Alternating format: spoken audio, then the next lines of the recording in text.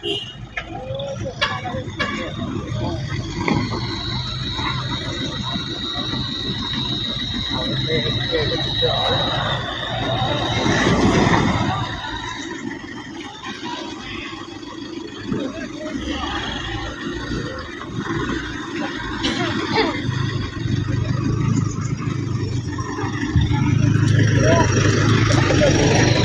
ึงขึ้นมาอยู่มา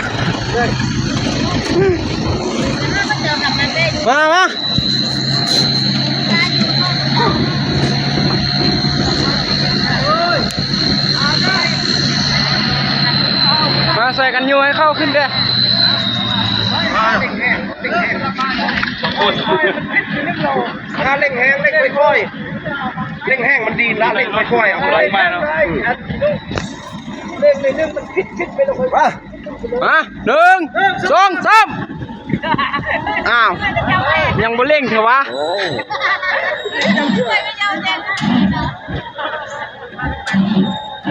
ขาเล็กเรียบแห้งๆบึ้นเลย1 2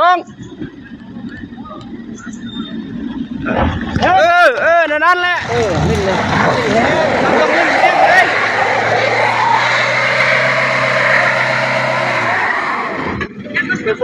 ค่อยๆแม่เล่งค่อยๆพระเล่งแห้งมันดีละค่อยนิดนึงก่อนพอ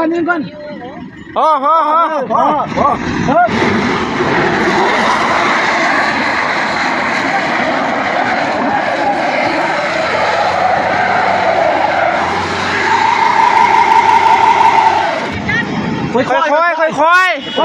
ยเบาๆหน่อยค่อยนิดนึงก่อน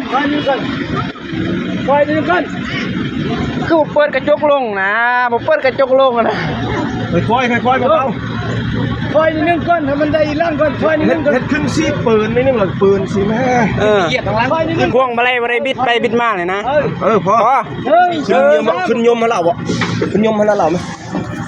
สาขายยม1 2 3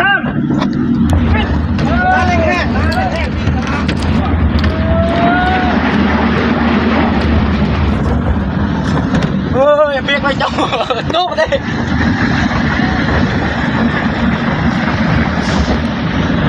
โยกมาขึ้นเลยวะ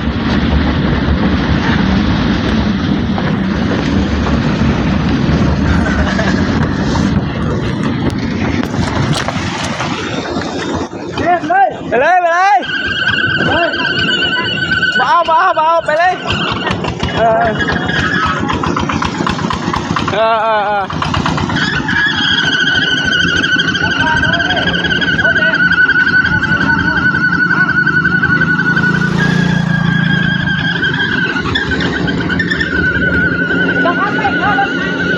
่าเฝ้าลงเด้อรถใหญ่กำลังขึ้น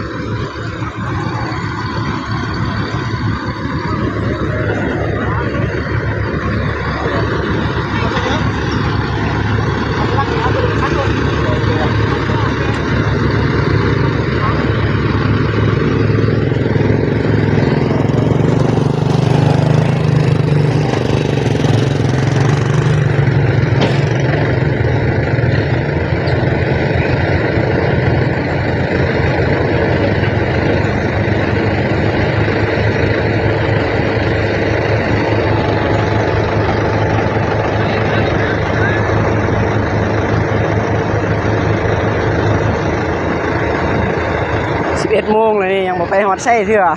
ก็ค่อยยังไงถึง8 โมงตั้งแต่เมื่อคืนนี่8 โมงเช้านี่8 โมงตอนเช้า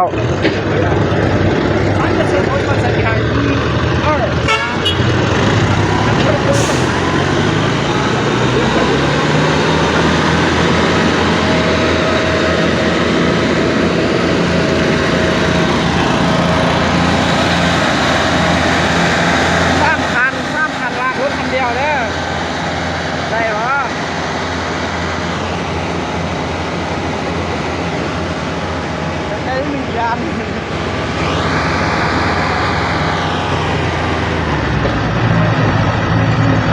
อย่าเฮ็ด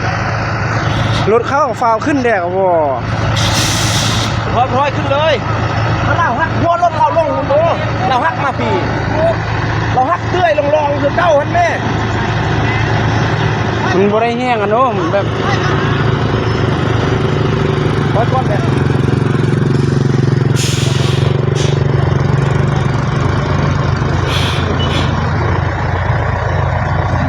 เราหักลองแม่นี่เราหักขึ้นมาโพดพี่ ขึ้นไปตามรองนั่นพอดี ไปลองนั่น รถคันนี้มันก็พอดีขึ้นนี่เลย เอาลองแล้วนี่ เอาเบิ้น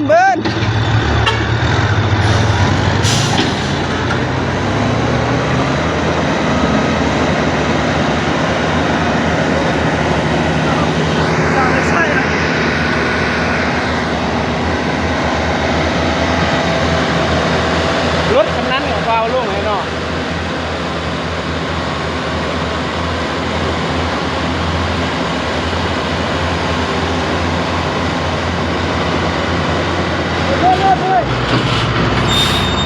ถ้าที่มันฮักขึ้นไปทางนั้นโอ้รถขารถเข้านะ